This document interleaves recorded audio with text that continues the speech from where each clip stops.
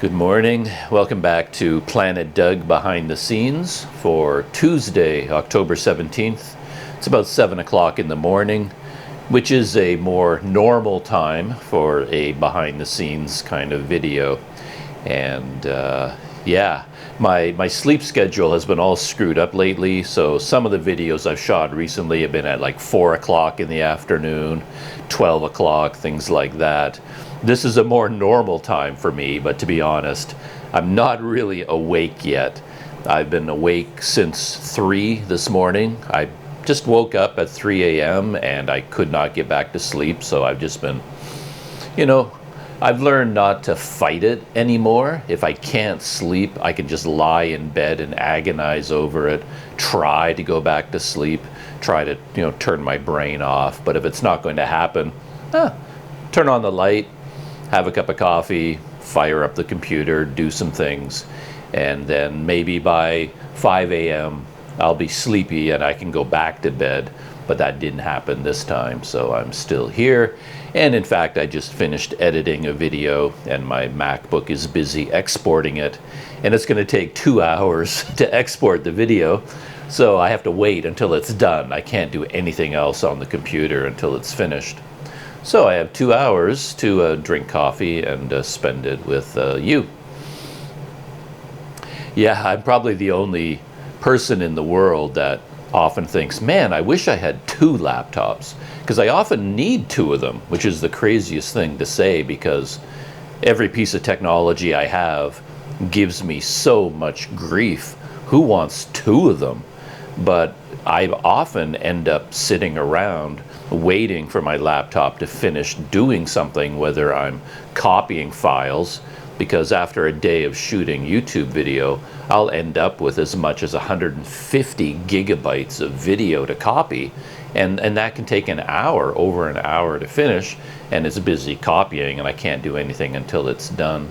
And now that it's exporting a video, a completed video, it's going to take 2 hours. So if I had another laptop, while it's busy working, I just get the next laptop and I can work on 2 videos at the same time. But as if I don't have enough technology grief in my life, can you imagine having 2 laptops to worry about? And yeah, and 2 laptops to carry around.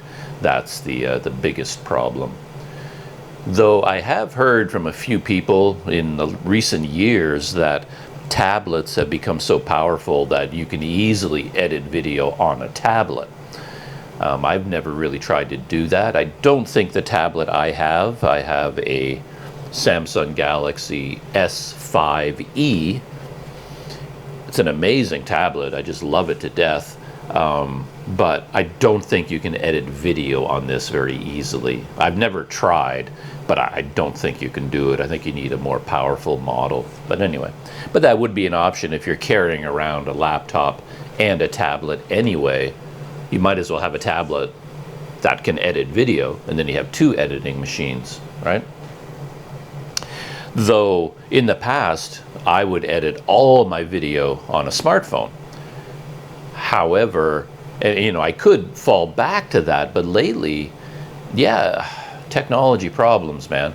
I mean, I used to use a program called Kinemaster, and it's the only Android app that I think is suitable for video editing. Every other one is more like a toy, and they all have a portrait orientation, so you're trying to edit video in portrait mode, and everything is so tiny. Kinemaster is one of the few that can do horizontal or landscape mode, and then you can edit video in landscape mode, and it had powerful editing features. But Kinemaster had so many glitches, so many problems, and I ran into a problem where the audio was always out of sync with the video, and there was nothing I could do to fix that problem. So eventually I just gave up. I let my subscription to Kinemaster lapse. I'm not paying for it anymore, like for the Pro version. And then I switched over to full-time editing using DaVinci Resolve on my MacBook, and I haven't been using Kinemaster at all. But as I said, I've been running into this situation quite often where my laptop is busy and I'm sort of sitting around like twiddling my thumbs going, I want to edit video. And I thought, oh, okay, maybe I can use my laptop to edit Planet Doug videos, and then I can use Kinemaster to do all of my behind the scenes videos. That'd be a very neat division of labor. And my behind the scenes videos tend to be very simplistic. It's just me talking, and I don't have to do a lot of work on it. So that's a perfect match with, editing on an Android app. So in fact, I restarted my subscription to Kinemaster. I paid for another year, and and now I have the Pro version, so I can edit again.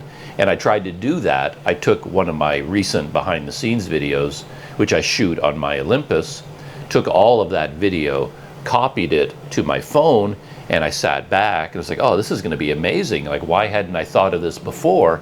And I'm going to edit behind the scenes on my phone.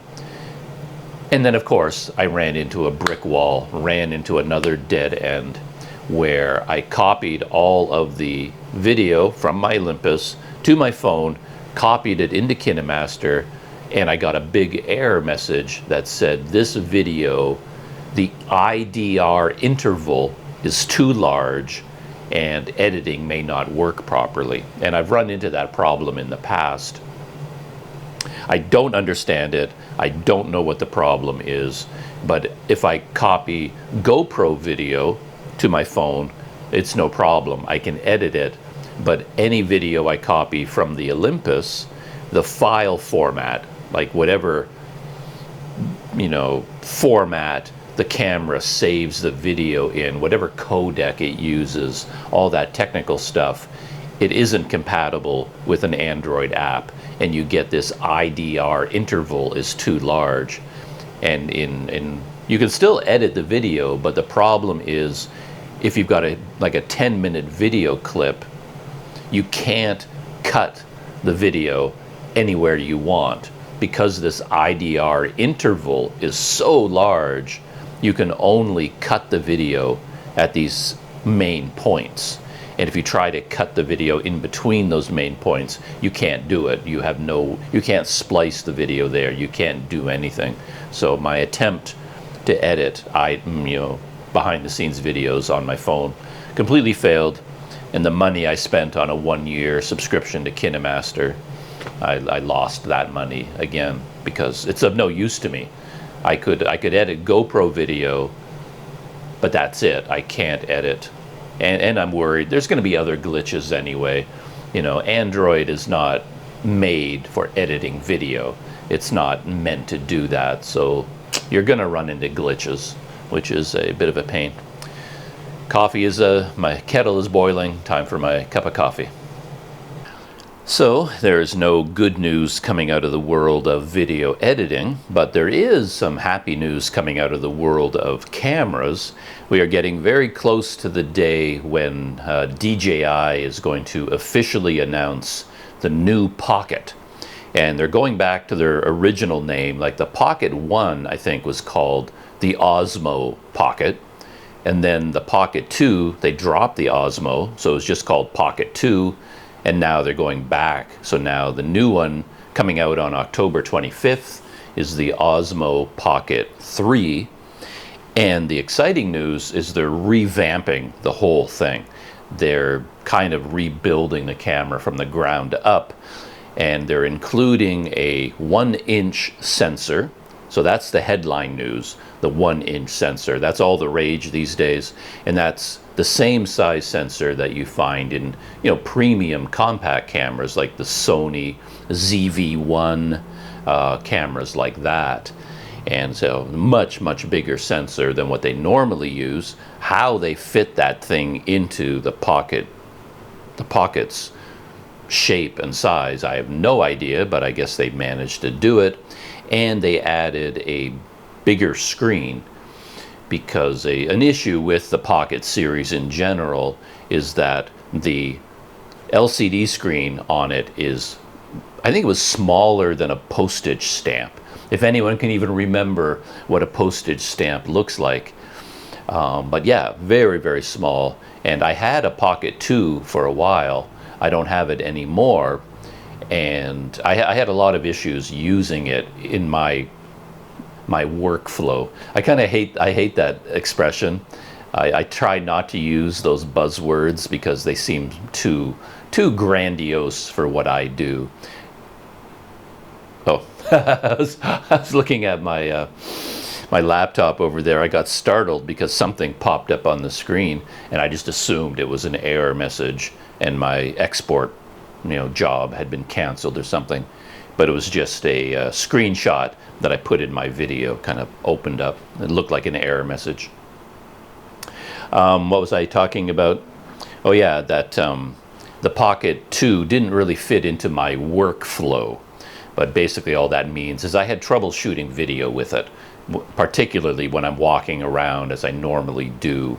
The GoPro fits into my lifestyle, just the way I use a camera. And when I started using the Pocket 2, for many reasons that I won't go into, I found it difficult to use, to shoot video the way I do and the way I go about my days. Yeah, and there were some just design problems with it as well, but I think the Pocket 3 is fixing a lot of those design problems. So the first big design problem was the screen was too small, but the Pocket 3 has a new screen. It's a 2-inch LCD screen, and whether this works or not, we'll only find out when the camera is released and people get to test it. But it has it's on a swivel. It can be rotated. So the camera, I assume when you put the camera away, you take the screen and you rotate it, because when it's 2 inches, it's actually much wider than the camera itself. It sticks out on either side, which is also something I don't really like, but that's the only way you can get a big screen. It has to stick out from the side of the camera. And then when you put the camera away, you rotate it, and then it's the same width as the camera itself. And I guess when you turn the screen, it automatically switches from portrait mode to landscape mode. So if you're shooting a regular YouTube video, you turn the screen, now it's in landscape, so that's 16:9. And then if you want to shoot a YouTube short or an Instagram click video or a TikTok, then you just click it into a vertical position, and now it automatically switches to 9:16 mode, which is a very innovative design. I have concerns about how it works, but kudos to them for trying something new. And as far as I can tell, they added a speaker to the main body of the camera. The original one, the Pocket 1 and the Pocket 2, it had a handle, but then you could buy an extension, a do-it-all handle. And I don't really understand the thinking behind this, but what they did was put most of the features into the extension handle. So the do-it-all handle had the speaker and Bluetooth and Wi-Fi. So the camera handle itself had none of those things. So if you bought only the camera, it really didn't have anything built into it. No Wi-Fi, no Bluetooth, no speaker. It had the battery built into it, and that's about it. So it was kind of weird. If if you play back the video on your Pocket, you can't even hear it because there's not even a tiny speaker on there. It was in the handle. But I think they moved the speaker to the camera itself, and maybe they have a special handle that's actually a battery. So now you have the battery in the camera, but for extra power, now you have some sort of an endurance handle, which is actually basically a removable battery. I'm not 100% positive that's true. I've only seen one video that says this. No other video so far talking about, the leaks, and, they've leaked the marketing material. Nobody has really mentioned that this little handle that you can see is actually a battery that you can clip on the bottom, which would be amazing, because then you could buy 2 or 3 of those little things and you basically have extra batteries. So that would be nice. And again, no one else has mentioned this except for one person in their video that says there's now a speaker in the handle.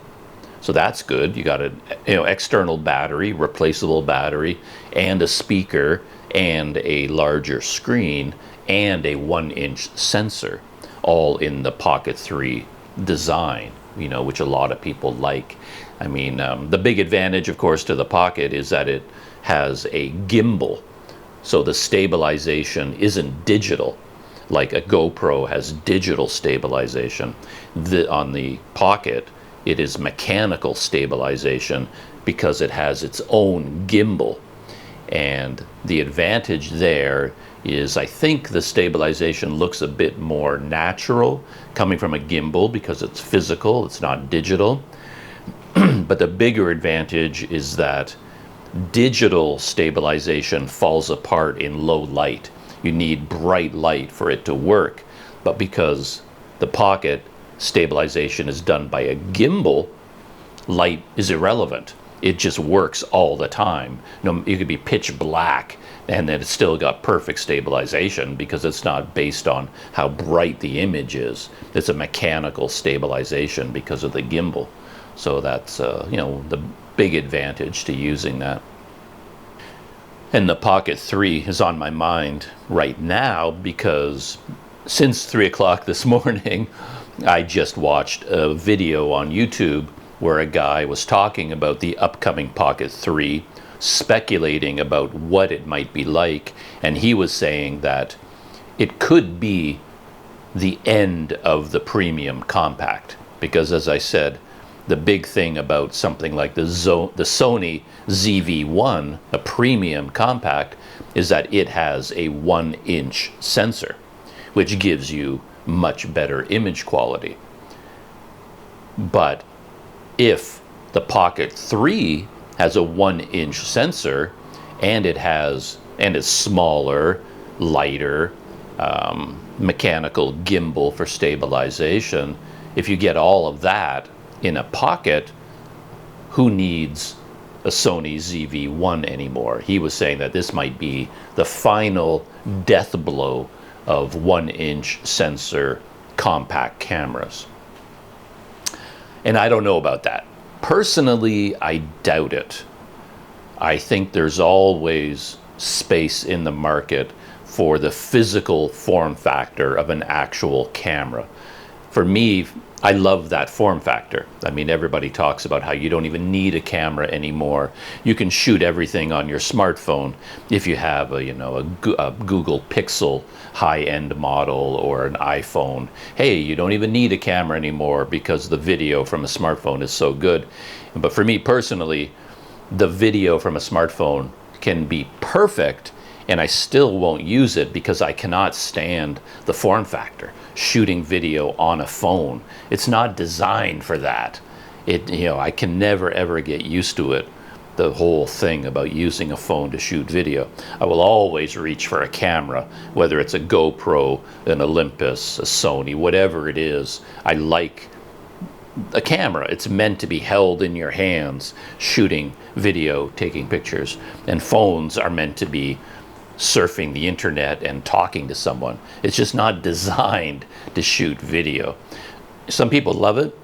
They figure out it works for them. That's great for them. Does not work for me. So I'm not worried about anything, about anything to do with a smartphone. I'll never use it to shoot video except in emergencies, in like weird situations where I don't have a camera with me and I only have my phone. Well, yeah, then I'll shoot some video on my phone. I did that just recently. And the same thing goes with the Pocket 3 versus a compact camera. I like the feeling of holding a camera in my hands as opposed to the Pocket design, the form factor of it. I find it hard to get used to it. And working with a gimbal, I find challenging. It's one more layer of thought you have to put into holding your camera, because it's hard enough, you've got your camera, whatever it is, and you're aiming it at things, but now you've got a camera where even if you're aiming the camera at something, for all you know, the gimbal's pointing straight up in the air, because there's two layers now. You've got the physical Pocket 3, you can be pointing it at what you want to film, but now you have to think about, well, where's the gimbal pointing? So you're not aiming the camera at your subject, you're aiming the gimbal at your subject, and it requires throwing a switch in your brain about controlling the gimbal. And I could never get used to that, partially because on the Pocket 2 the screen was so small that when I was holding the Pocket 2 here and aiming it at something, I couldn't see on the screen what the gimbal was recording. I couldn't see, it's too small. So even if I'm like using the joystick to move the gimbal up and down in order to aim it at what I want to aim it at, I always made a mistake. I'd be going through a museum, walk through the whole museum, and I'm pointing my Pocket 2 at exhibits, talking about this exhibit and that exhibit. And then when I edit the video later, it turns out my gimbal was pointing off to the right or off to the left or up or down. I didn't even have the exhibit on video because my gimbal was pointing in the wrong direction and I couldn't see it on the screen. So I just could not get used to it. The bigger screen is going to help with that, but at the same time, yeah, I kind of like this connection between the lens and the camera body. You move the camera body, the lens moves with it. So there's no confusion about what you're taking video of. You aim your GoPro that way, it's filming that way. You aim it up, it's filming up. You just, I don't know, it's just more intuitive. And the Pocket gimbal approach adds one more layer now where the gimbal, the lens, that's the thing, the lens of the camera moves independently of the body of the camera. And that's just, my brain can't deal with it. It's too much. I don't have enough brain cells to think about that. I need something more simple. But anyway, I'm also curious about the video quality. This guy was saying 1-inch sensor in the Pocket, 1-inch sensor in the Sony ZV-1, now they're equivalent in terms of video quality, so it's a real competition between them now. But I can't shake the feeling that, I don't know, there's something about a camera body. Maybe it's because, I mean, you've got that lens on the Sony, and when you turn on the camera, of course, because it's a compact, the lens extends outwards. You've got all that glass. You've got more distance between the front of the lens and the sensor. On something like the Pocket 2 or the Pocket 3 or a smartphone, they're so thin. The distance between the glass of the lens and the sensor is like nothing. There's no space in between them anymore. And again, I'm no optical engineer. I'm not working in the labs of Sony, but it seems like there's something magical about that space. So I'm thinking that maybe even though the 1-inch sensor is now in the Pocket, it's not equivalent to a 1-inch sensor in a compact camera, in an actual camera body.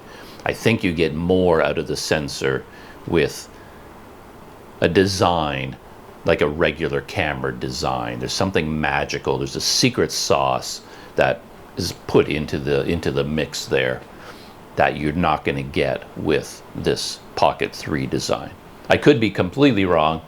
I really don't know, but we'll see. Anyway, it's very exciting news that the Pocket 3 is coming out in a few days, on October 25th, and it's going to have a 1-inch sensor. So it's just something exciting to, something for someone like me, very interested in technology. Like, even if I have no interest in buying one, of course I'm going to watch all the review videos from all the big YouTubers.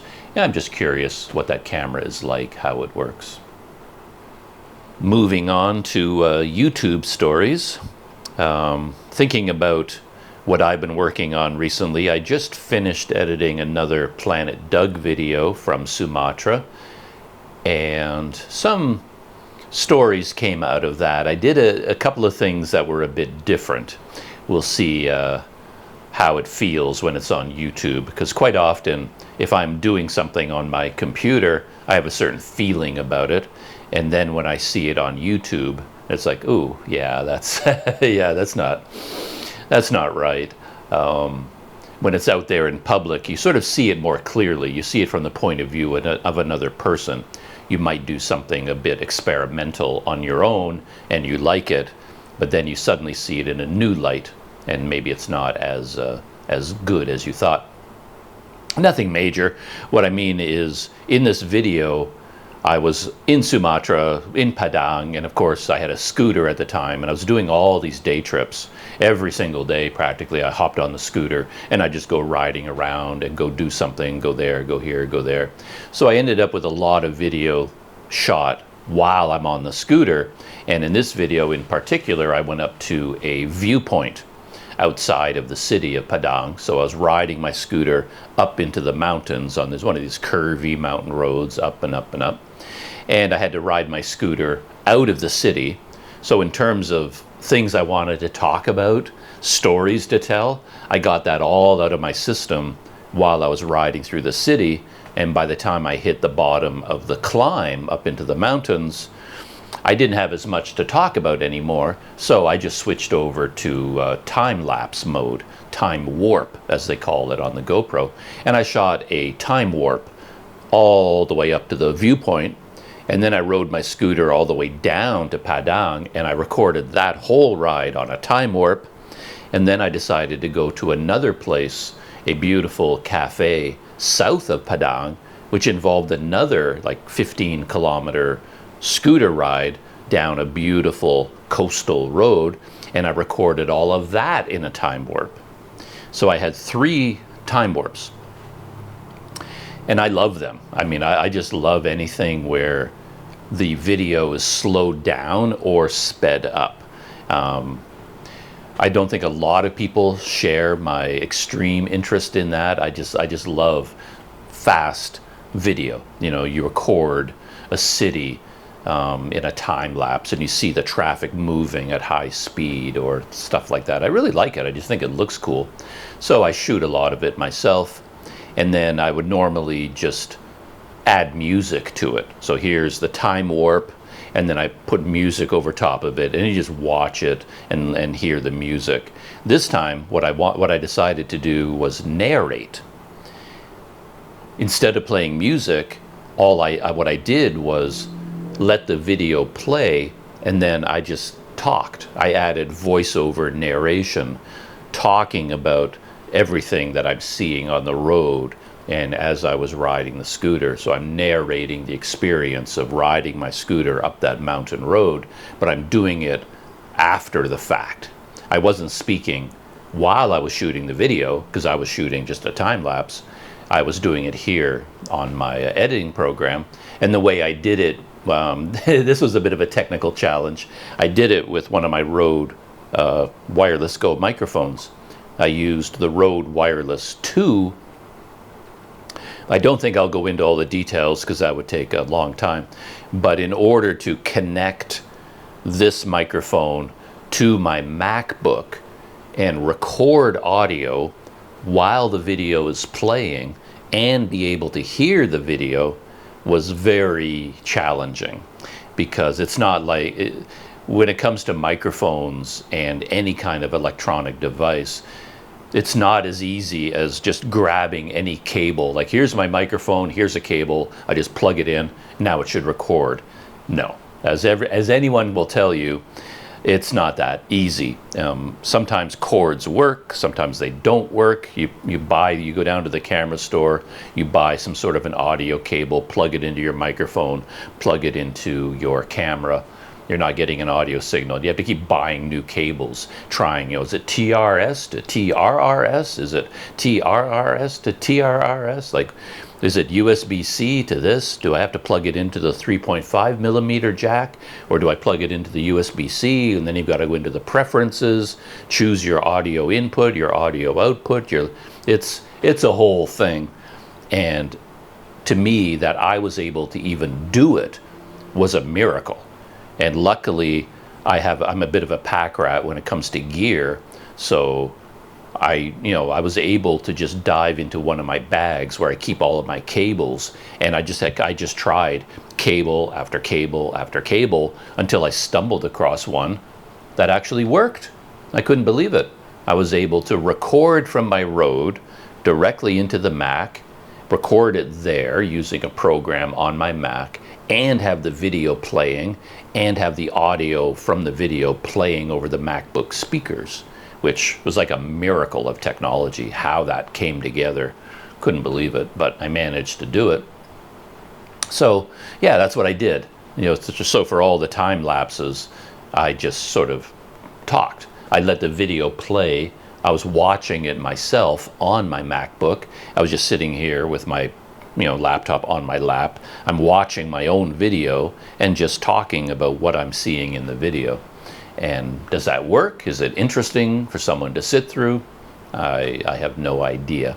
But I had a lot of fun doing it. And at the beginning of the video, I had this unusual sequence, which I hadn't done before. I just happened to have a GoPro on a chest harness, and I recorded myself as I was getting ready for the day, which I don't normally do. What I mean is I might record myself speaking and saying, oh, I'm getting ready for the day, and I'm doing this, and here's my room, and I'm getting my, I might talk about it. But in this case, all I did was hit record, and then I just went about my day. So, I grabbed my helmet, grabbed my GoPro, I went downstairs, I was out of this hotel, I got my scooter and pushed it out of the hotel lobby to outside, closed the door behind me, and I mounted my GoPro and I tested the microphone. I went through all the things that I normally do to get ready for the day, but I had a GoPro just recording in the background the entire time. And I normally just don't do anything with that video. But this time I thought, I don't know, let's just stick that video in, because there were things about that experience that were interesting to me in terms of like behind the scenes logistics. So this time I kept all that video in, and then I just narrated what I was doing, because there's no audio from the GoPro. I was just getting ready for the day without speaking. And now, as I was editing the video, I described what I was doing and what it all meant, what the significance was of this and that and the other thing. So I added more voiceover narration. Yeah, I was glad it worked out. I do like voiceover narration. I see it in other videos, and I often think, I should do more of that. And in the past, I wanted to do it, but it was too challenging from the technology side. I didn't have the gear at that time where it would work properly. I couldn't get anything to work. Everything was a hassle. And every time I tried to do it, it was like starting all over again. It's like, okay, which microphone? And I plug in this microphone, and oh, it's not recording. Why not? I go into the preferences, I do this, I do that, try this microphone, try that cable. And, it was just like, it would take you half an hour just to figure out how to do it before you could even start doing it, and that just kind of kept me away from it. But this time, yeah, it all just came together, and now that I did it 4 times in this video, I kind of have it down now. I have the routine for, okay, what do I use? Like I use this cable, this microphone, I plug it into USB-C, I mute this, I go into preferences, I turn this on, this off. I have it in my head now how to do it, so I can set it up in like 5 minutes. So now in the future, I'll be more willing to do a voiceover because I've got a technique worked out now. And yeah, it was very cool. So I did that. That was different for this video.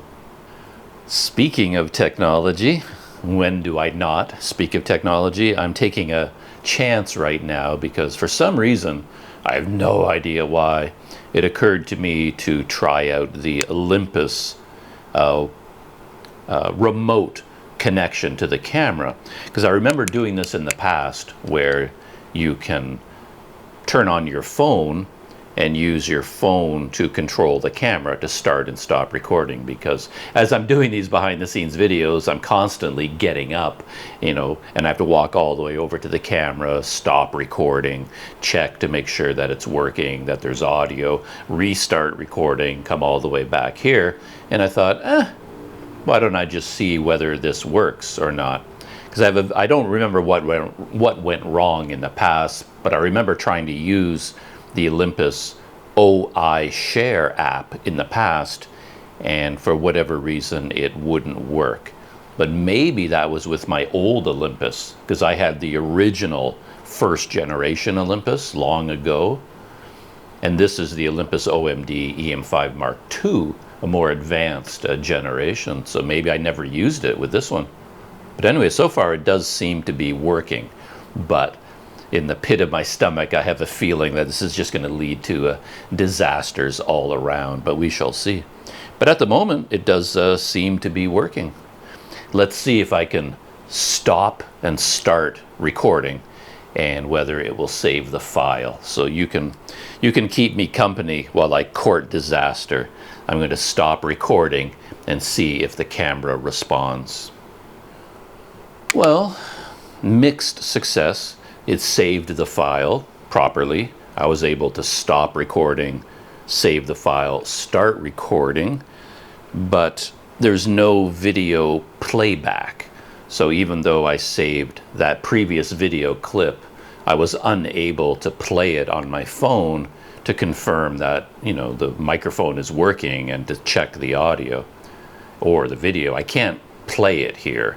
So even though I saved the file, I still had to get up, go to the camera, and even then, the only way I can check the video is to turn off Wi-Fi, because the screen is blank, nothing works. The camera is essentially inoperable, so I have to shut down Wi-Fi, then go into the menu to play back the video.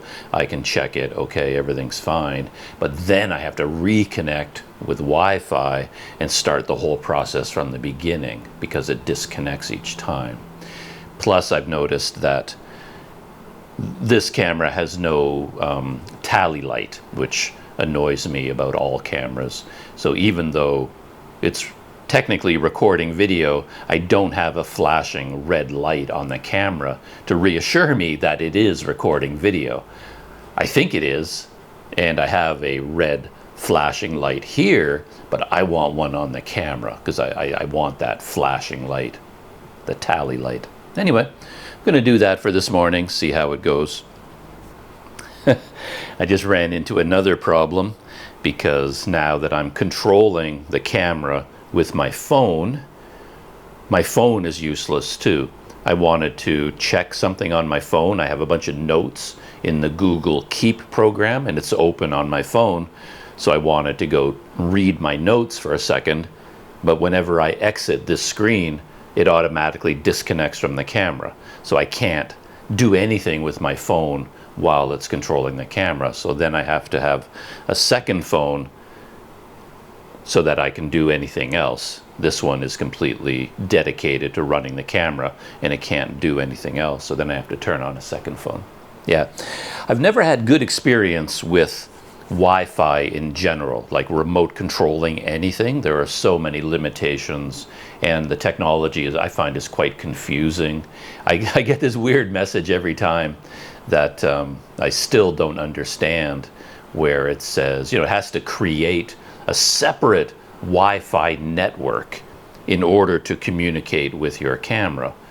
So the camera sends out, or my phone creates, I don't know where this Wi-Fi network is, probably on the camera. It creates a brand new Wi-Fi network, and then my phone connects to that Wi-Fi, and then it gets into this thing about how, oh, we can't connect to the internet, you know, but would you like to connect to this Wi-Fi without internet? And I don't understand what's going on. Anyway, continuing with the topic of YouTube videos, but now not my YouTube videos. In my last behind-the-scenes video, in fact, the one that I'm exporting right now, I talked about a video from the Lost Boys.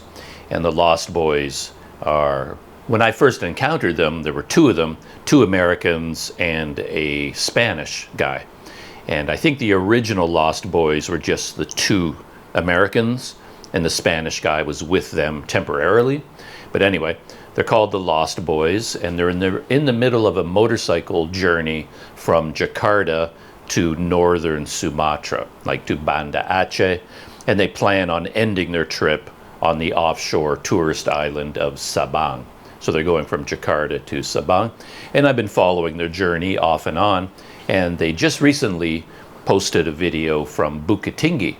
So I think they spent 3 days in Bukit Tinggi, and then they made one 30-minute video about their 3 days there.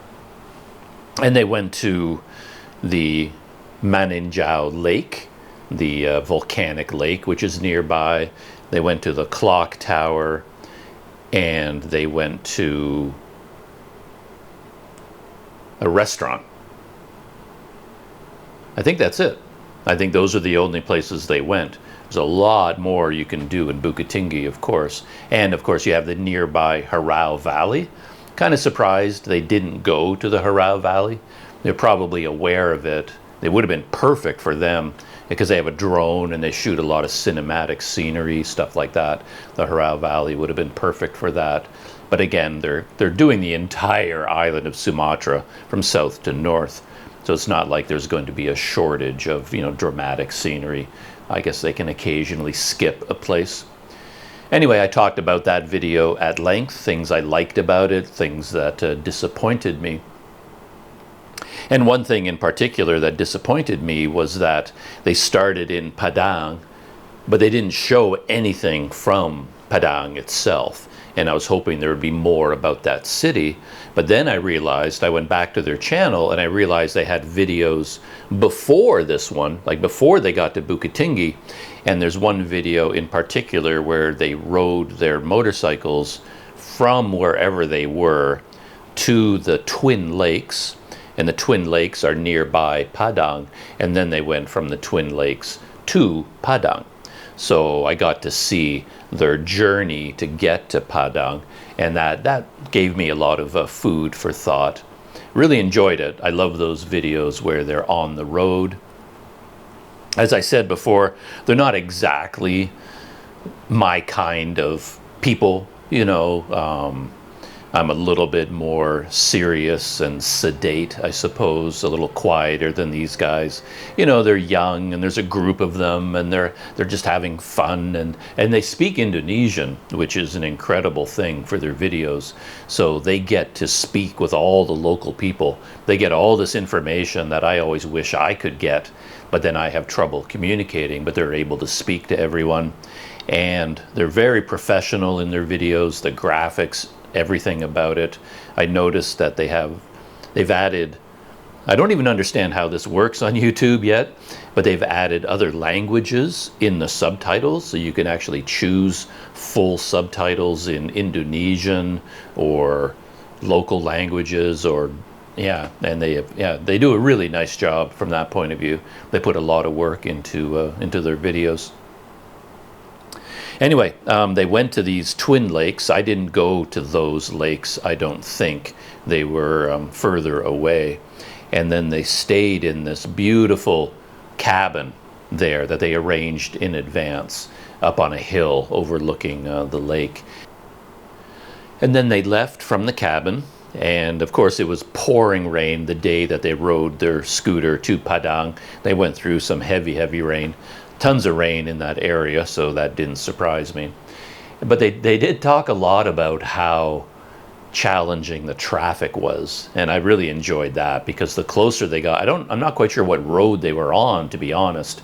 I didn't recognize it, but they ran into exactly what I ran into. Just traffic jams of nothing but trucks. And I was sort of able to zip in and out of the trucks pretty easily, go down the shoulder, past the trucks on the left and the right. But their motorcycles are a fair bit bigger than my scooter, and they have pannier bags on each side. They have more luggage than I do, so their bikes are much bigger and heavier. So they were kind of like having trouble navigating, the heavy traffic on those roads. And then they got to just outside of Padang, and I'm recognizing more and more the scenery, which I really enjoyed. And then they stopped at a place to go swimming. And I know that place. There was the video that I just exported the other day.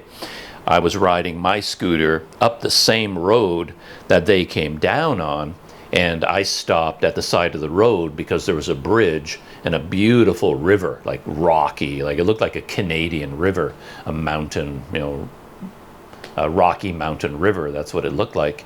And then I didn't go swimming myself, but I stopped there and I shot video of the river, and I spotted these beautiful swimming holes. It's like, wow, that would be a great place to swim. And there are actually a couple of local schoolboys swimming, you know, in that swimming hole. And then the Lost Boys, being much better YouTubers than I am, they saw that and they knew, wow, we have to get that in our video. So they parked their motorcycles and then they stripped down to their shorts, and they went for a swim in these swimming holes. And I was so happy about that. It's like, I know that place. I know that place. I was right there. I know that bridge. I was standing right there. But of course, I was interested in the logistics of it. And again, this is my personal cross to bear, because when I was looking at that swimming hole and I was thinking, well, Planet Doug YouTuber, you should go for a swim. Like, even if you don't want to go for a swim, a good YouTuber is going to go for a swim because it's going to look exciting, it's going to look beautiful, it's going to look fun, and it will be fun and exciting and beautiful. But a lot of work goes into that, because the swimming hole was, whatever, 100 yards away. And then what I would have to do then is somehow get off the road, go into this village area, you know, with my scooter, and then somehow I have to find a place to park my scooter where it's going to be safe. And I have all my gear with me. I've got all my camera gear, you know, I got to get everything off the scooter and then carry it all with me, or leave it on the scooter, but somehow protect it, lock it up. I don't know how to do that. And then you know, bring all your gear. These guys, you know, they've got 3 full motorcycles covered in all of their bags, and they have to leave it somewhere. How do they handle security? And all you see is them walking down the trail in like their underwear or something. I don't know if they're wearing swimming shorts or boxer shorts, but basically they have to put their motorbike somewhere, make sure all of their expensive gear is secure, won't be stolen, and then they've got to strip down to their underwear and then go walking down the trail through the village to the swimming hole, you know, with their camera gear so that they can film it on their GoPros. It's a lot, you know, and yeah, it's a commitment. And how do you do all these things? You know, so that's what I wanted to know. I wanted to see them take their motorbikes into the village. They probably had to talk to local people, get permission to leave their motorcycles there, find someone who's going to guard their motorcycles, probably pay him to do it, then somehow find somewhere private where they can strip down. And what are they doing with their wallets and their money and their passports? Because even that, you probably don't want to leave that on your motorcycles. You don't want to bring it with you. But then what do? Leave it at the side of the river in a big pile? I've done that in the past. The last time I can remember doing that was in the Philippines, where I rode my bike quite a long distance to go to this beautiful remote beach. And I had to leave my bike at the top of the hill and go down this very steep cliff. So I had to leave my bike up there, and I was nervous about it being stolen, and I had to carry all my gear all the way down to the beach. And then I put my stuff on the beach and locked everything up, kept everything secure, and then I went in the water for a swim. But the entire time, I wasn't even shooting video in those days, so I didn't even have that to worry about. But I could never relax, because somebody could just run out of the bushes, grab my bags, and just run away with them. Because I'm in the water, I can't protect my valuables, right? So the whole time I'm in the water, I'm basically swimming, and I never look away from the beach. I'm like watching my stuff the whole time, and it's just not pleasant. And then on that same day, there was a time I came out of the water, I sat down beside my bags, and I opened my bags, I unlocked them, took out my camera to take some pictures, put my camera away, and right at that moment, another foreigner showed up on the beach. And I got up from my bags, and I walked maybe 15, 20 feet away from my bags to talk to this foreigner. And while I was talking to him, somebody came out of the bushes, opened my bags, and robbed me. luckily, they didn't take the whole bag, and they didn't take my passport. They didn't take a lot of valuables. They didn't take my cameras. They just found my wallet, opened my wallet, took money out of my wallet, and then put my wallet back on top, of my open bag, and they ran away with my money. And it just happened so fast. So, I mean, that was the last time I tried to leave my gear so that I could go in for a swim. It was just a terrible experience. So you have all this stuff you have to do to film yourself taking a beautiful swim. It isn't as easy as it looks in the video. Or maybe it was easy for them, and they don't think about everything as much as I do. As I said, I overthink everything. But anyway, they did that, and then they arrived in Padang. They didn't show the hotel, really. They didn't show their hotel rooms. And I guess that was... No, then they went down to the ocean. Like, there's the beach area in Padang. And I recognized everything everywhere they went. And they had some snacks along the beach. And again, being good YouTubers, they made sure to go out there for sunset, because they knew it would be a beautiful sunset. And they knew that, what you're supposed to do as a YouTuber is go to the beach, get a coconut, drink the coconut milk, and then get video of the beautiful sunset, which I never did. I was up and down that coast constantly. I spent a lot of time there because it was a really interesting area, but I never did the whole, I have to go there and get video of the sunset experience. Again, I'm not a professional YouTuber, apparently. But anyway, so that was the end of their Padang video, I think. And then I was hoping they were going to explore all the area around Padang as I did, but they didn't. Then they went from there out to the Mentawai Islands for surfing and living with the tribes, the Mentawai tribal people out there, which is what you're supposed to do as well if you're a good YouTuber, which I didn't do. Again, I didn't have the money to do it. I would have done it, but it would have been quite expensive to go out to the Mentawai Islands, and I couldn't afford it, so I didn't go. But yeah, I haven't watched those videos yet, and I am interested in them, sort of. I'm not, the whole Mentawai, like live with the tribal people thing doesn't really appeal to me.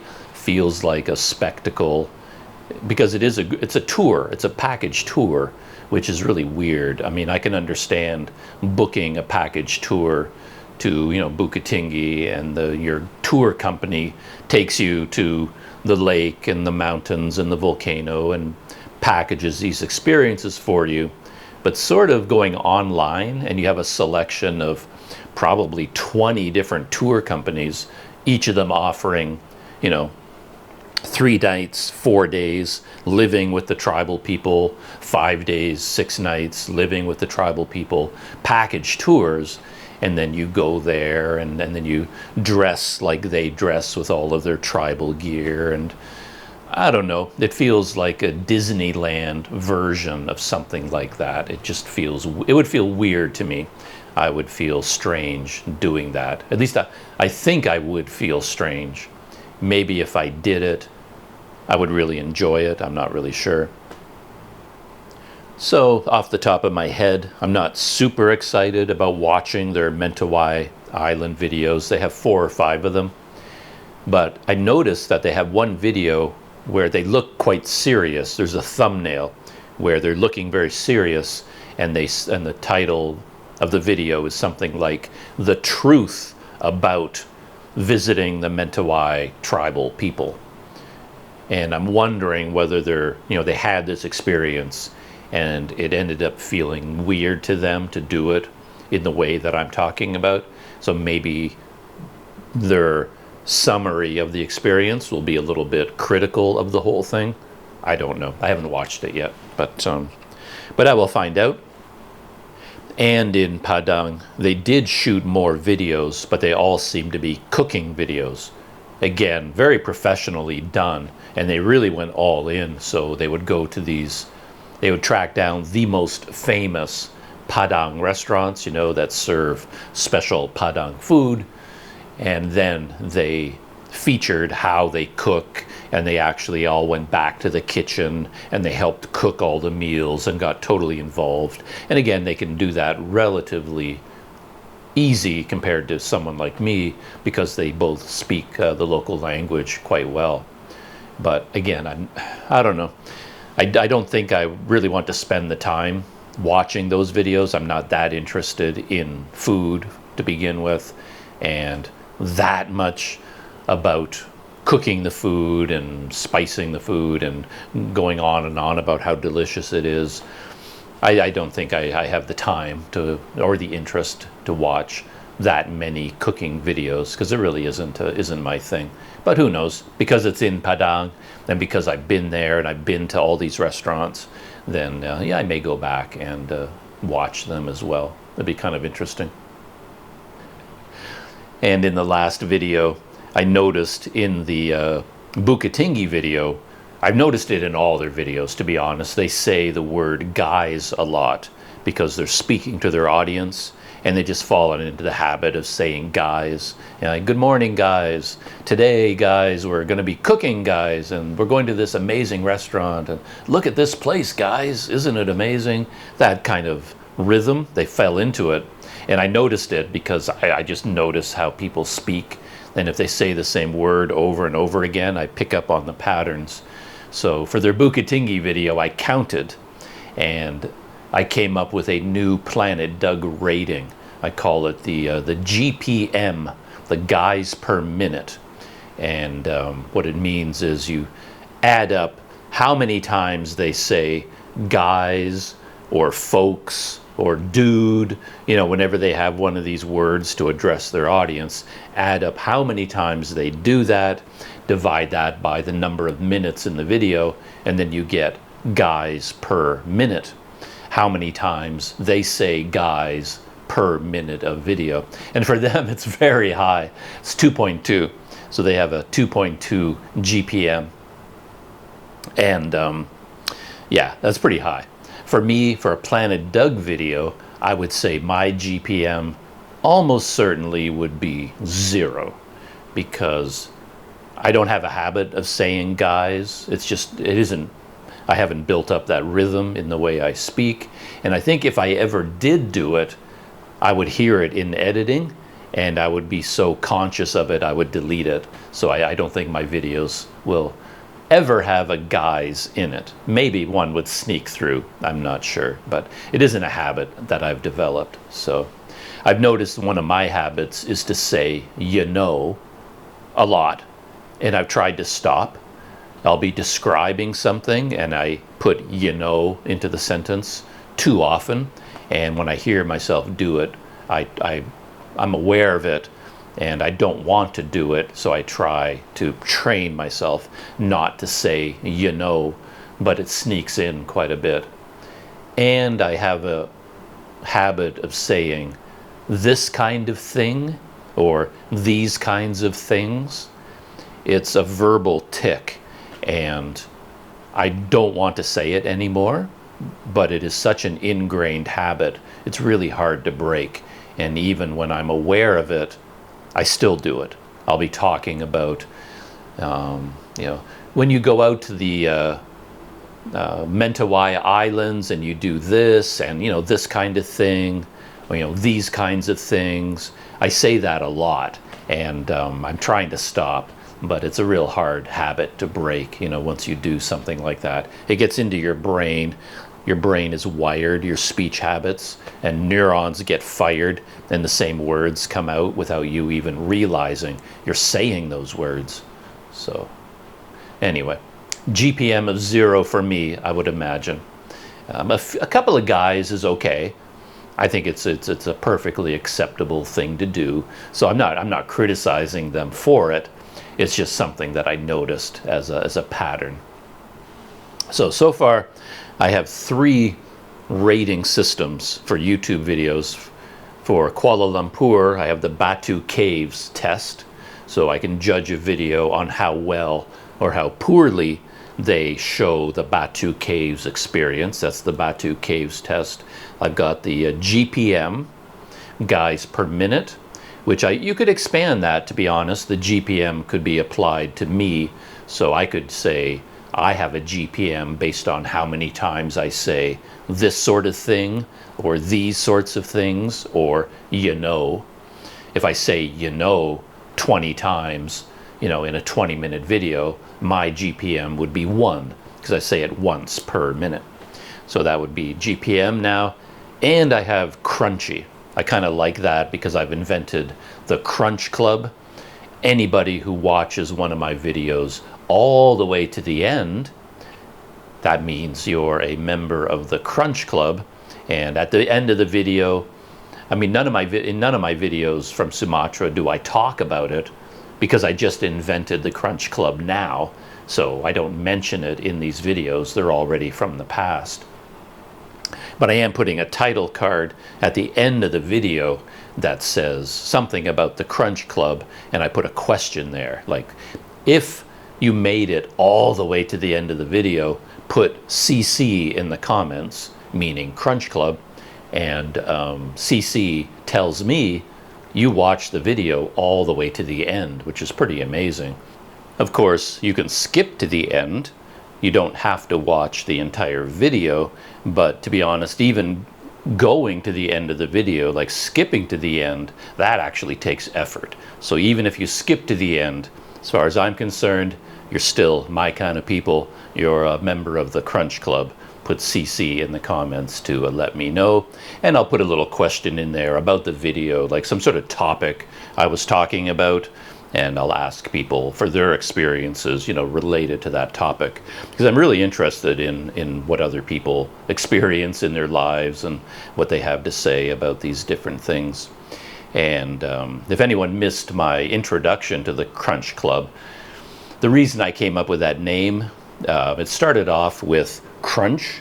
For example, like Planet Doug, the name has a whole bunch of different meanings for me, but one of them is sort of to do with planets and stars and galaxies and solar systems, everything to do with, the universe as a whole, big planetary bodies.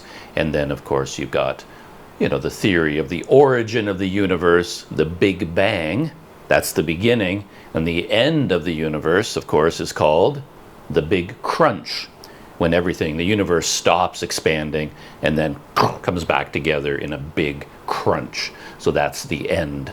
The end of the universe, the end of Planet Doug, the end of the video is the Big Crunch. And there's also this play on words where in English we talk about crunch time. Crunch time is the most important time of the day, of the year, of a project. Like you're working on a project, and then now you're getting close to the deadline, you have to finish it. Well, that's crunch time. That's when you have to get serious and finish it, crunch time. So that's kind of the end of it. So there now we have a new way of judging a video. How crunchy is it? If a video is really crunchy, it means you're engaged with it and you watch the whole video all the way to the end. Then it's a very crunchy video. So it gets 10 out of 10 on the crunch scale. And if somebody just clicks on the video, they see me babbling away about something, like, on to the next video. Well, that video failed the crunchy test. Not a very crunchy video. It'll get like 0.5 out of 10. And so the longer somebody watches a video, the more crunchy it is. So, and if you make it all the way to the end, you are a member of the Planet Doug Crunch Club. T-shirts available soon. If I were intelligent like the Lost Boys, yeah, there would be Crunch Club T-shirts.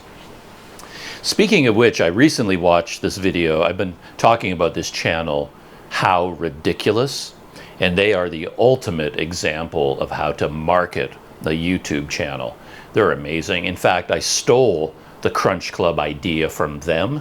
They invented something they call the 44 Club, meaning if you watch the video all the way to the end, then you are a member of the 44 Club. And I stole the idea from them, and I just called mine the Crunch Club.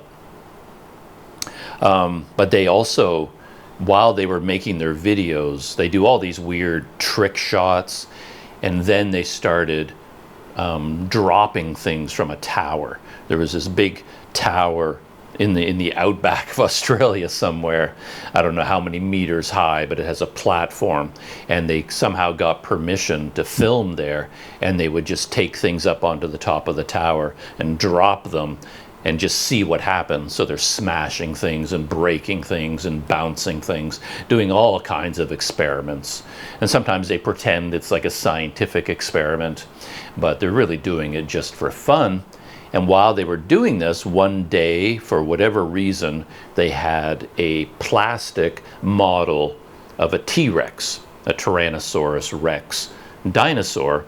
And I think they put this rubber toy down at the bottom, and then they would drop huge things on top of it. So every time they set something up, now they take one of these dinosaurs, put it in, and then when they drop something heavy, poor T-Rex would just get smashed or cut or broken or torn in half, or gets flung through the air, gets burnt to a crisp, or gets covered in horrible substances, And they started calling that T-Rex Rexy, and Rexy became the mascot of their channel.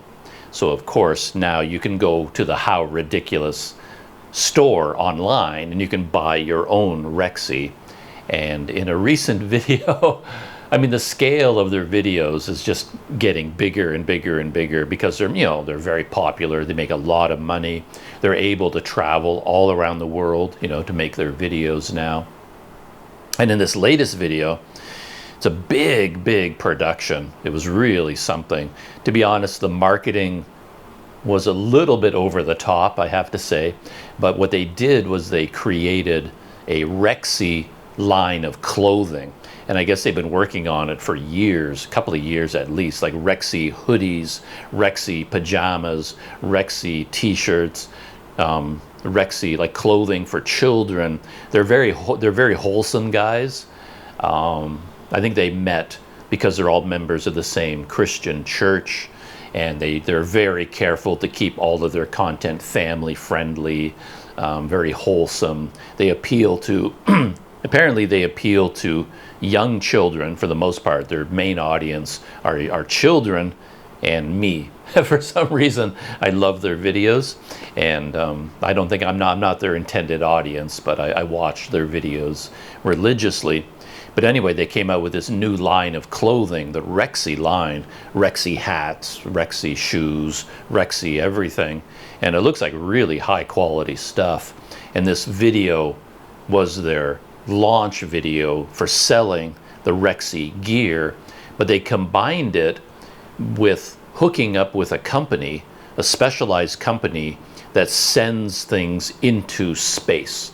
So this company has developed their own technology of weather balloons and remote control release switches and GPS tracking.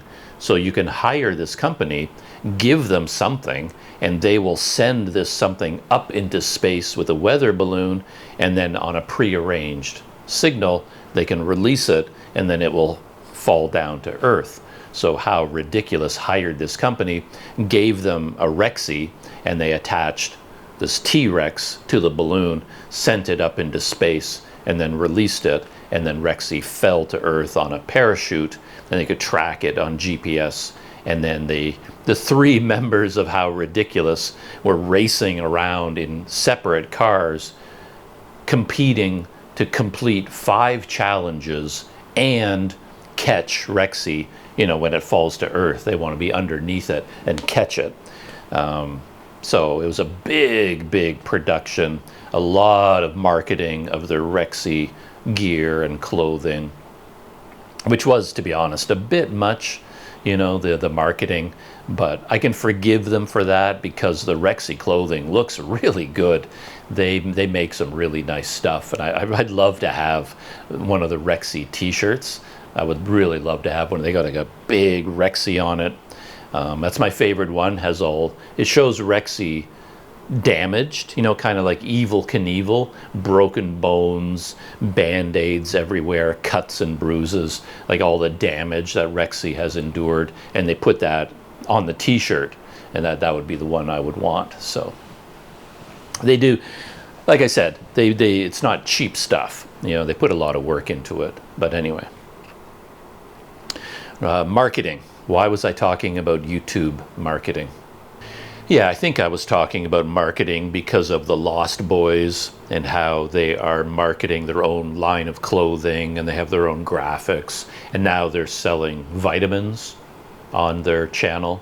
The vitamins are kind of a good fit because they're talking about, you know, being on the road, but still eating healthy and exercising and taking care of your health, you know, none of which I do. But they take vitamins as they're traveling just to stay healthy, that sort of thing. Olympus remote control update. It's good and it's bad as long as I have confidence that the audio is being recorded.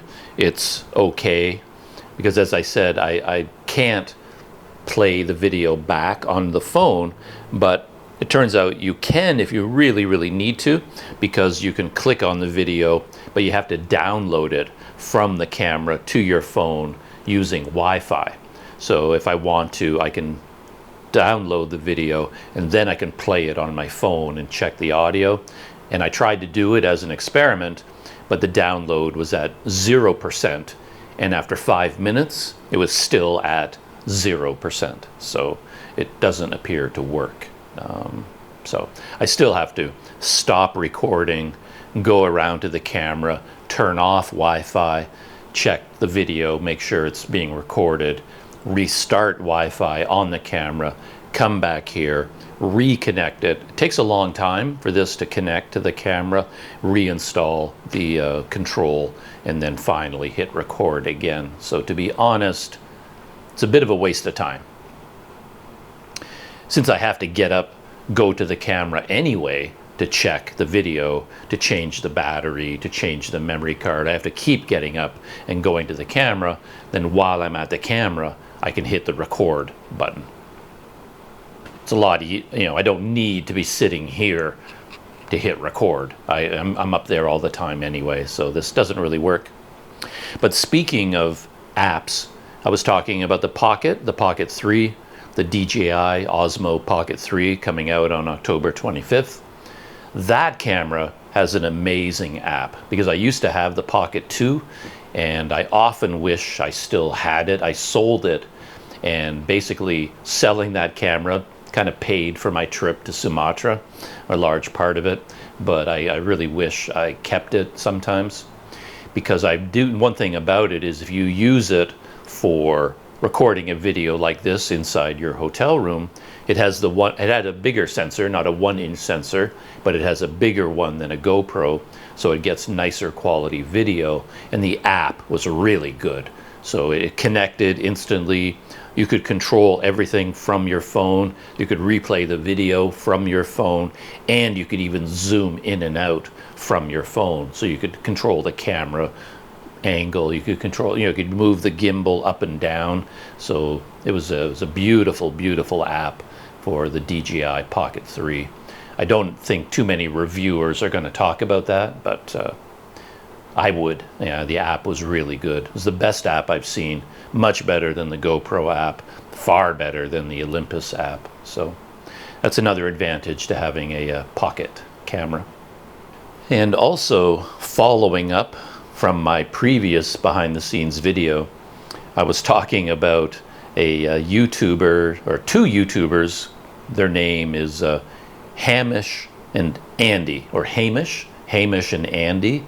They're two comedians from Australia, and for whatever reason I stumbled across this video where they went to Brazil. I found out since then that they went to Brazil, and one of the two put himself through this ceremony that a tribal group uses there, kind of a entrance into manhood ceremony, where they take these mittens that are filled with bullet ants, and they put the mittens on their hands, and they allow the bullet ants to sting their hands, and they're supposed to leave the mittens on for as long as they can and endure the pain, and then they become a man, basically.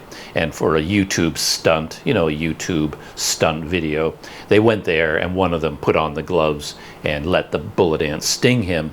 And I was talking about that video because the pain apparently from one of these stings is like the worst pain you can endure. And I think it was Hamish who did it, and he went through hours, like 8 hours of intense, excruciating pain, where he was like rolling around on the ground, curling up into a fetal position, screaming out loud, he's shouting, yelling. He was in so much pain. And the reason the video made such an impression on me is because previously I had seen a similar video from a guy called Coyote Peterson. And since then I've learned his YouTube channel is called Brave Wilderness, and Coyote Peterson, he has this habit of letting insects sting him on video just to demonstrate how painful they are. And I remember watching his bullet ant video where he got one bullet ant on his forearm and he let it sting him, and to find out how painful it was.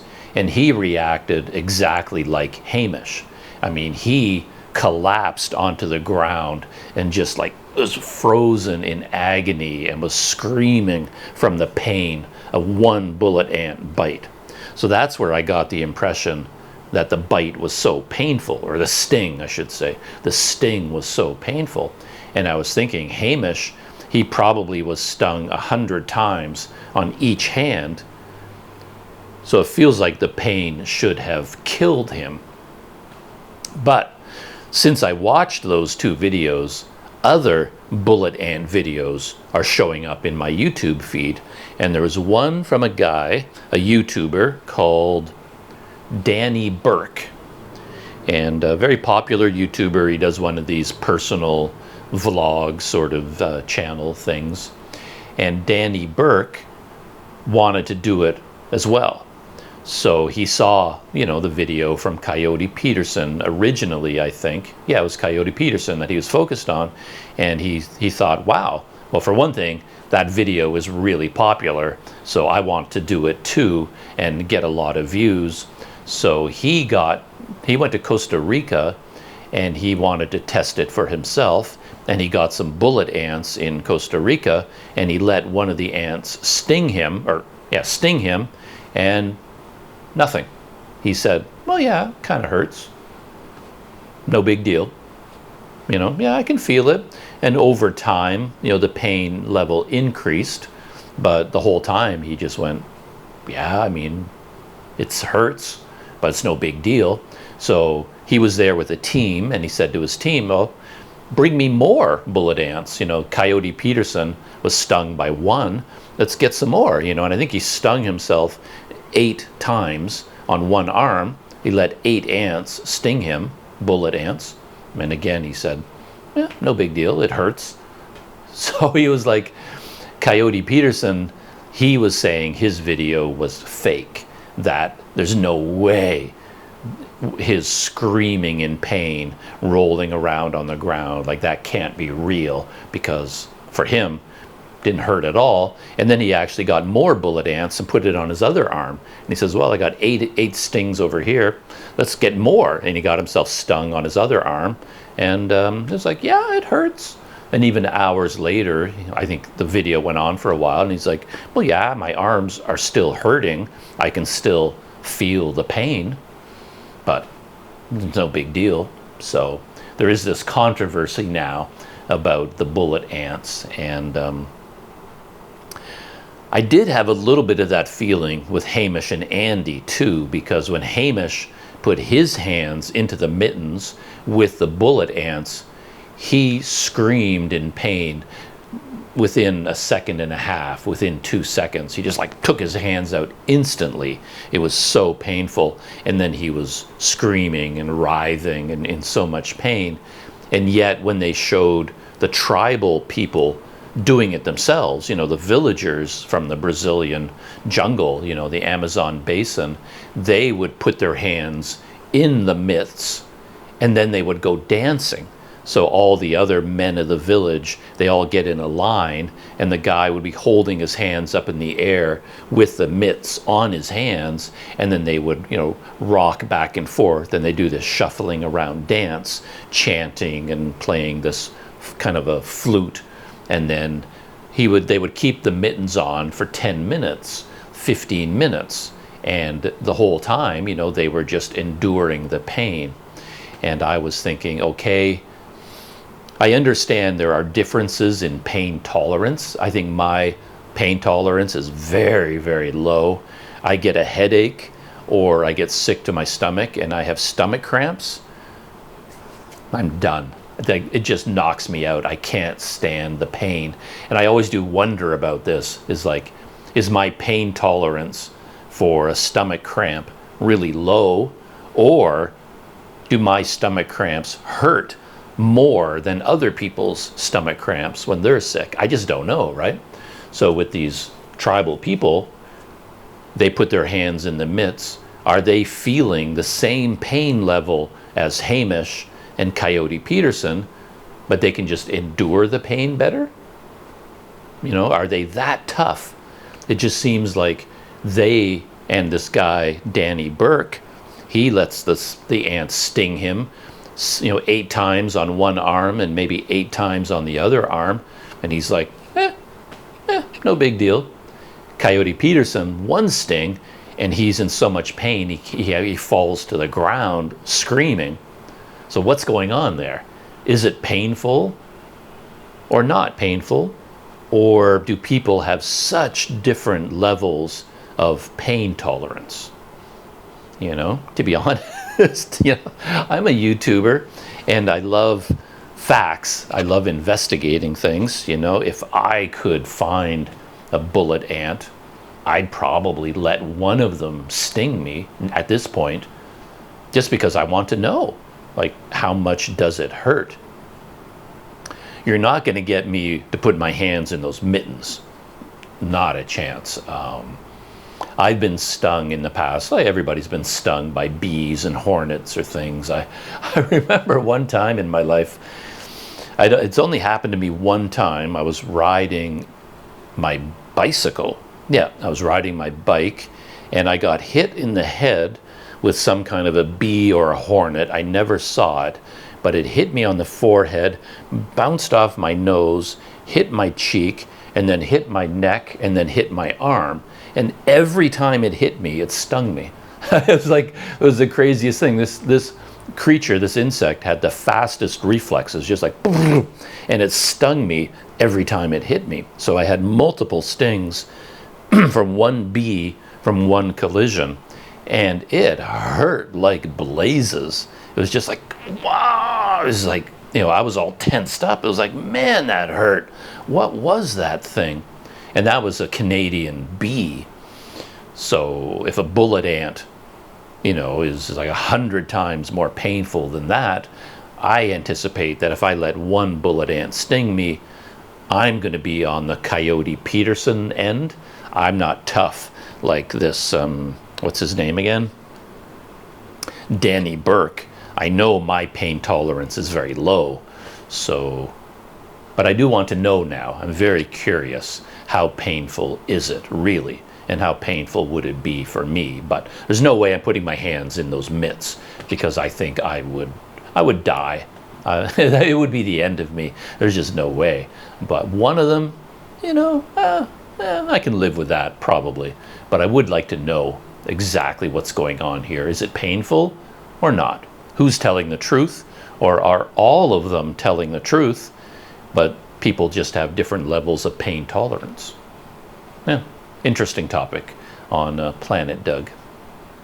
One more story about a YouTube video kind of relates to my previous behind the scenes video, or 2 videos ago, because I talked for a long time about the difference between a travel video that focuses on your personal experiences, like the videos that I make are just about my daily life and the things I'm doing and what I'm seeing and thinking and feeling and experiencing.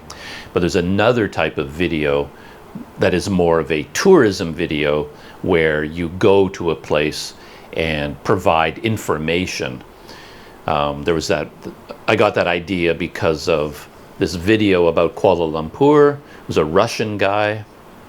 I forget the name of his channel now. One Vision. maybe. Could be One Vision.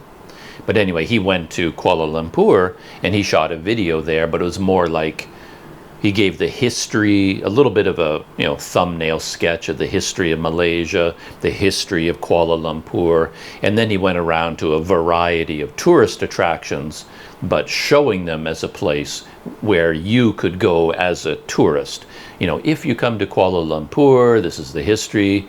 You can go to Batu Caves, and he tells you what the Batu Caves are like, how to get there, what to experience when you're there, then Petronas Towers, then this market, then this restaurant. And he would go to all the main tourist attractions and talk about them as tourist attractions. So it's almost like a video coming from the Malaysian tourism department. It's more like an advertisement for tourism. And that video of his had nearly 1 million views. It's probably over 1 million views by now. So I was wondering about it because the video itself was not really that high quality, and yet it was so popular, it got 1 million views. And the reason it gets so many views is because it offers value to the viewer in terms of information. You're planning on going to Malaysia on your holiday. Oh, you can watch this video. It gives you information about things you can see, places you can go.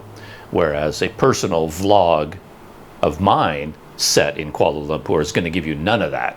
It doesn't give you any information value.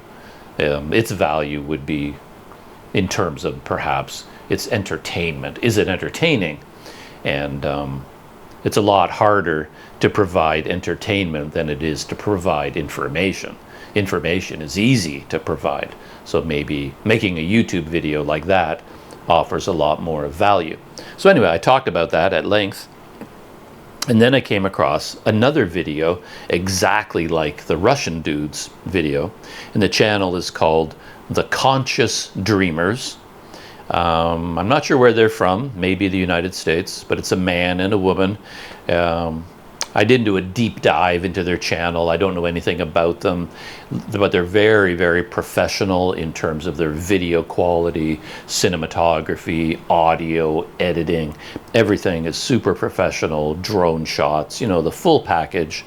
And they posted a short video, about 10 minutes long, maybe 15 at the most. And it's called This Country Has It All. Malaysia is Truly Asia. So they even used the Malaysia slogan, tourism slogan, Truly Asia. And then they shot this video and posted it. And it's very much like the Russian guy's video, where it is basically just highlighting the tourist attractions of Kuala Lumpur in particular. So I was saying that these tourism videos offer a lot of value and therefore are extremely popular. But so far, theirs wasn't as popular. I mean, it's more popular than my videos. I think at that time, the Conscious Dreamers video got like 10,000 views or something like that. And that would be a major achievement for a Planet Doug video. So, yeah, they're ahead of the game compared to me. But, yeah, I didn't like it.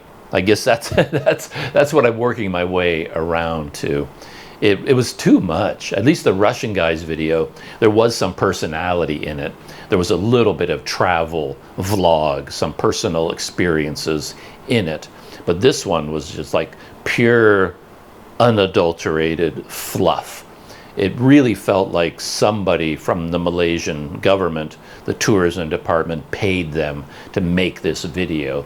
And to be honest, this is what really jumped out at me, because I've also been talking a lot about ChatGPT and AI, and how you could ask ChatGPT to write you a video script for mainstream tourism in Kuala Lumpur, and it would write it for you. And there's the video from these people sounded exactly like it was written by ChatGPT. It was so flowery and full of adjectives, full of, Malaysia offers everything from gorgeous scenery to cultural diversity to the most delicious food. I mean, it was written by a tourism flunky, basically. And it really, honestly, I was listening to her speaking because it's the woman who's reading the script, and she's reading the script in the background, like as a voiceover narration. And I could have sworn it was a script written by a computer. It actually sounded like that. And I wonder whether she got it from ChatGPT and then sort of cleaned it up a little bit. Because, yeah, the adjectives were so over the top. I mean, everything was so perfect and so amazing and so beautiful. And again, it's the only reason I sat through the whole video was because I had this interest in just looking at it from the point of view of how they shot it, the editing, and, you know, was it written by ChatGPT or did they write it themselves? Otherwise, I wouldn't watch a video like that. It would have very little interest to me, but it does have interest, you know, to a wider audience. So that was kind of interesting. Yeah, the conscious dreamers. And I may go back and look at their channel. I want to see, is this how they make all of their videos? Or is this they only do this occasionally? Or is it a new thing for them? Yeah, I'm not really sure. One last thought for today to wind up this behind the scenes video. Again, related to YouTube. Today's thoughts are all about YouTube and videos. Because I've been talking a lot about videos that just appear in my life because YouTube puts them into my feed. And one of the ways these videos end up in your feed is because the YouTube algorithm has seen that you're interested in similar videos, right? So the only reason bullet ant videos show up is because in my past, I watched all of Coyote Peterson's I'm being stung by a hornet, I'm being bitten by a tarantula videos. So YouTube occasionally puts one in my feed because they know I'm interested in that topic. And that is even more the case when you're talking about YouTube shorts, right? And there is this idea that we all live in our own bubble today, right? If I fire up YouTube right now, you know, I load the YouTube app and I see all these videos that show up at the top of my feed, you can't help but think it sort of is reflecting the world, like what's going on in the world, because you get news videos, you get entertainment videos about new movies that have come out, TV shows, you get travel videos, and you can't help but feel like what you're seeing is an accurate representation of the world. And then if you see a YouTube short, you click on that short, and then you start skimming through all the YouTube shorts.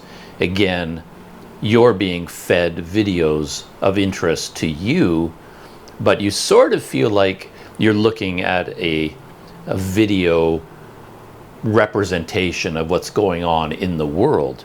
But you're not, are you? What you're seeing is your own bubble.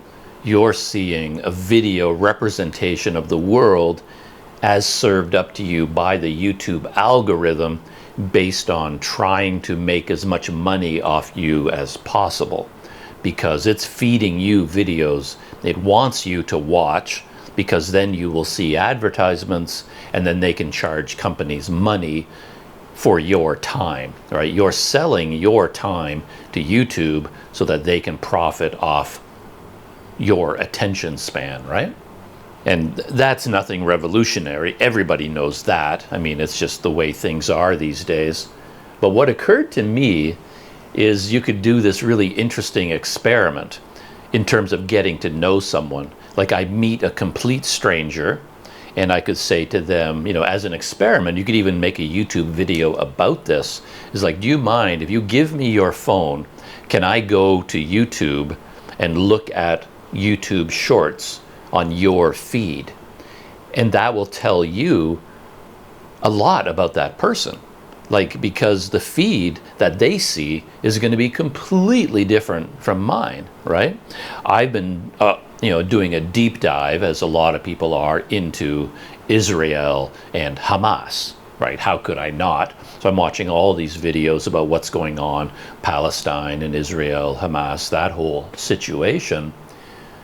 And because I'm watching those videos, when I open YouTube, the very first video is one from Vox about the situation in Israel. That's the very first video they're giving me, because they know if I'm going to click on any video right now, that's the one I'm going to click on, partially because I really love Vox videos, and I'm very interested in the political situation in the Middle East. So I think that's the world.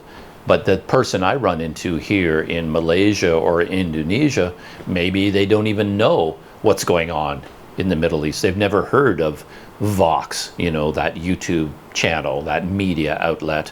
And maybe if I take their phone and I look at YouTube, they're going to get a completely different set of videos, right? So again, if you go to well, maybe I can do it right now. Let's see what happens just as an experiment. I mean, I'm looking at my YouTube shorts. Obviously, they're offering me one about Insta360. There's a short about the Insta360 camera. There's one about a husky, which makes sense. There's kind of a legal channel here because I'm also interested in police encounters, especially in countries that I'm familiar with, where someone speaks to the police, like in the United States, the police stop you at the side of the road. And in the United States, there's all this concern about your constitutional rights. So if the police say, you know, give me your ID, or like you're walking down the street and the police stop you and say, give me your ID, do you have to give it to them? Like, what is the law? And if you refuse, a lot of the police in the United States will arrest you for failure to ID. But in many states, there is no requirement to give your ID to the police. So I'm kind of interested in those videos. So they show up in my feed. And if I click on one of them, you know, let's click on the Insta360 video. Okay, that shows up first. If I start skimming, what do I see next? The Sopranos. Because over the last few days, for whatever reason, clips from The Sopranos has shown up in my, you know, I love that show. I watched it years ago, and I would click on these Sopranos shorts because I enjoy them. So I'm getting a Sopranos short.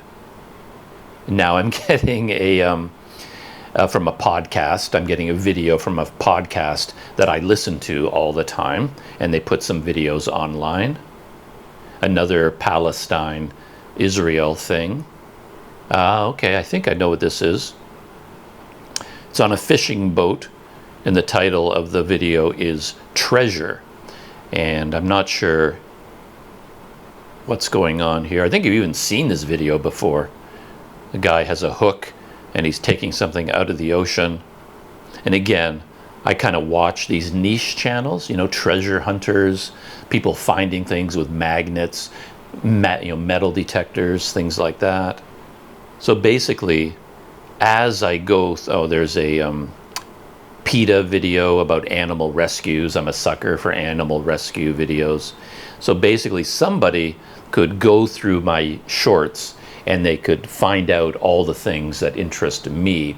And if you continue, I guarantee you're going to see a wingsuit video where, you know, those guys that jump off cliffs with the wingsuits and they fly.